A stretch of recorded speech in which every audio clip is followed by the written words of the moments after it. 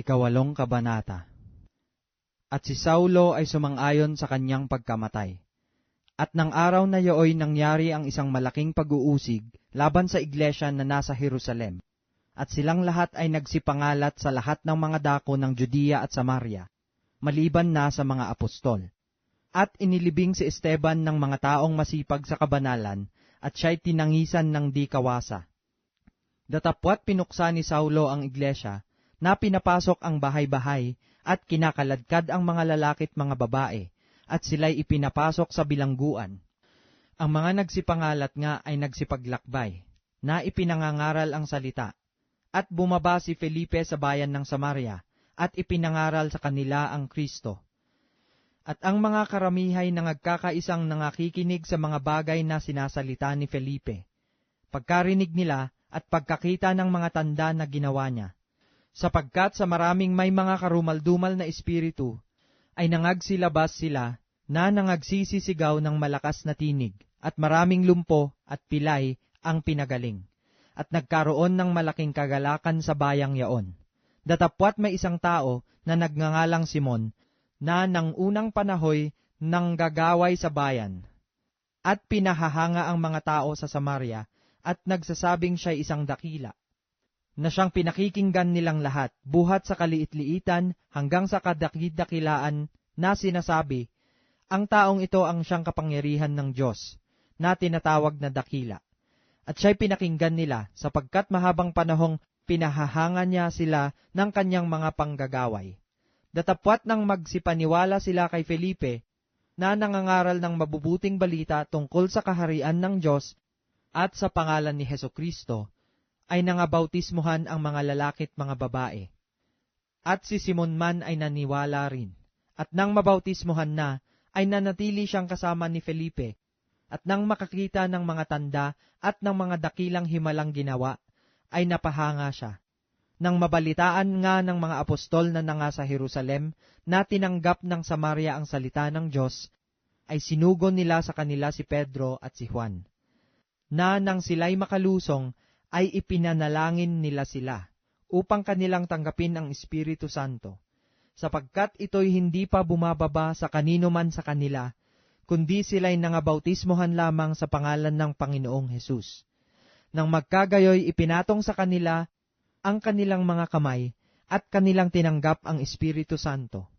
Nang makita nga ni Simon na sa pamamagitan ng pagpapatong ng mga kamay ng mga apostol ay ibinigay ang Espiritu Santo, ay inalok niya sila ng salapi, na sinasabi, bigyan naman ninyo ako ng kapangyarihang ito, upang sinumang patungan ko ng aking mga kamay, ay tumanggap ng Espiritu Santo.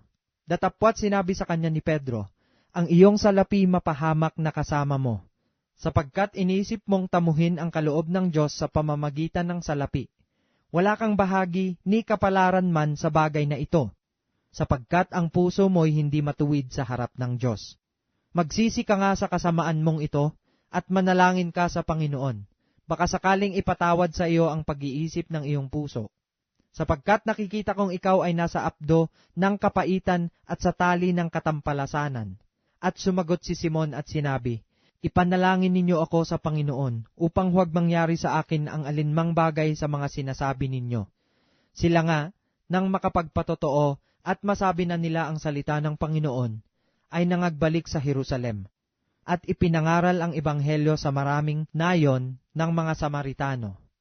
Datapwat nagsalita kay Felipe ang isang anghel ng Panginoon, na nagsasabi, magtindig ka, at ikaw ay pumaroon sa dakong timugan, sa daang palusong mula sa Jerusalem hanggang sa Gaza, na ito'y ilang. At siya'y nagtindig at yumaon, at narito ang isang lalaking taga-Ethiopia, isang bating na may dakilang kapamahalaan, nasakop ni Candace, reyna ng mga Etiope, na siyang namamahala ng lahat niyang kayamanan, at siya'y naparoon sa Jerusalem upang sumamba. At siya'y pabalik at nakaupo sa kanyang karo, at binabasa ang propeta Isaias. At sinabi kay Felipe ng Espiritu, lumapit ka at makisama sa karong ito. At tumakbo si Felipeng patungo sa kanya, at napakinggan niyang binabasa si Isaias na propeta, at sinabi, nauunawa mo baga ang binabasa mo?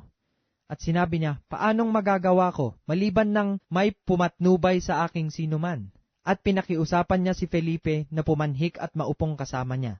Ang dako nga ng kasulatan na binabasa niya ay ito, siya'y gaya ng tupa na dinala sa patayan. At kung paanong hindi umiimik ang kordero sa harap ng manggugupit sa kanya, gayon din, hindi niya binubuka ang kanyang bibig. Sa kanyang pagpapakababay, inalis ang kanyang paghuhukom. Sino ang maghahayag ng kanyang lahi? Sapagkat inalis sa lupa ang kanyang buhay. At sumagot ang bating kay Felipe at sinabi, ipinamamanhik ko sa iyo. Kanino sinasabi ng propeta ito? Sa kanya bagang sarili o sa alinmang iba? At binuka ni Felipe ang kanyang bibig, at pagpapasimula sa kasulatang ito, ay ipinangaral sa kanya si Jesus. At sa pagpapatuloy sa daan ay nagsidating sila sa dakong may tubig, at sinabi ng bating, narito, ang tubig, ano ang nakahahadlang upang ako'y mabautismohan? At sinabi ni Felipe, kung nananampalataya ka ng buong puso, ay mangyayari. At sumagot siya at sinabi, sumasampalataya ako na si Hesukristo ay anak ng Diyos. At ipinag-utos niyang itigil ang karo, at sila'y kapwa lumusong sa tubig, si Felipe at ang bating, at kanyang binautismohan siya. At nang magsiahon sila sa tubig, ay inagaw si Felipe ng Espiritu ng Panginoon, at hindi na siya nakita ng bating, sapagkat ipinagpatuloy niya ang kanyang lakad na natutuwa.